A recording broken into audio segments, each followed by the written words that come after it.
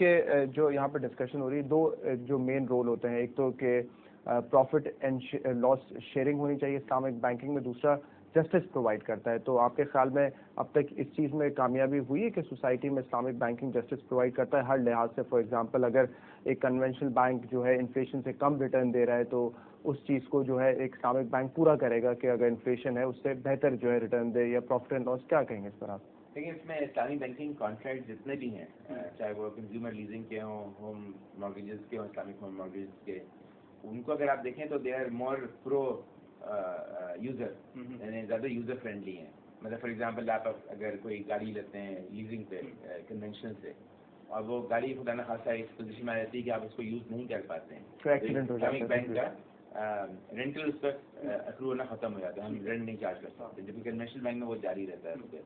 तो आप जो इक्विटेबल और फेयर और उसकी बात कर रहे हैं, तो वो तो definitely already you can see the impact of that कि आप वो उसमें नज़र आता है। इसी तरह हम डिपॉजिट लेते हैं एक कंज्यूमर से, कार इजारा में, उसकी गाड़ी टोटल लॉस हो गई या गुम गई पहले महीने में और इंश्योरेंस क्लेम कम मिला, तो bank actually repays that deposit to the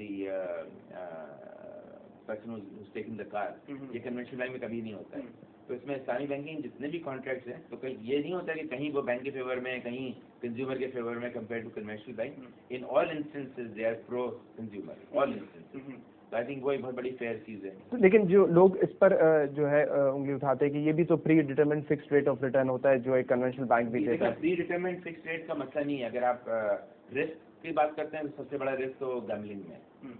तो क्या गैम्बलिंग हलाल है? ऑब्वियसली नहीं है। मतलब उसमें आप वो रूलेट पे पैसे रखें, आपने वो आए या बहुत सारे आ गए या बहुत सारे चले गए, तो वो तो आपका तो risk is not the only criteria. Doctor Imran Usmani साहब शुरू में बता रहे थे कि मुशारका और मुदारबा जो है वो ज़्यादा प्रेफर्ड है, लेकिन मुराबा भी बिल्कुल टोटली एक्सेप्टेबल है provided they are done in a right manner. तो मुराबा कॉन्ट्रैक्ट्स आर फिक्स्ड रेट, और इजारा में भी, और इजारा भी जो है फिक्स्ड रेट कॉन्ट्रैक्ट, जिससे आप अपना घर किराए पे देते हैं। तो घर जो किराए पे देते हैं, it's not dependent on how much your tenant is going to make from his business और व्हाटएवर, आप एक फिक्स्ड रेंट चार्ज करते हैं। तो ये भी उसी तरह का रेंट होता है। तो इनमें ना कोई हमें अपॉलोजेटिक होना चाहिए, ना इसमें कोई प्रॉब्लम की बात है। वो एक मोड प्रोवाइड कर रहा है इस्लामिक मोड, वो आप एक्सेप्टेबल है।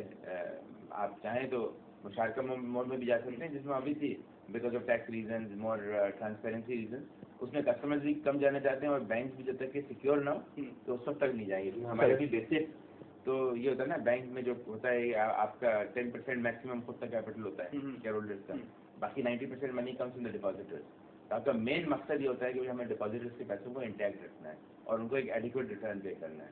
तो आप अनड्यू रिस्क भी नहीं लेंगे। तो बैंकिंग में जितनी प्रूडेंस और रेगुलेटरी एनवायरनमेंट आती है, वो तो सारी बैंक, चाहे स्टेट बैंक उनको हम पे मुसल्लत करें या ना करें, हम खुद उनको अडॉप्ट करेंगे, ठीक है, बीइंग कंजर्वेटिव। तो उसके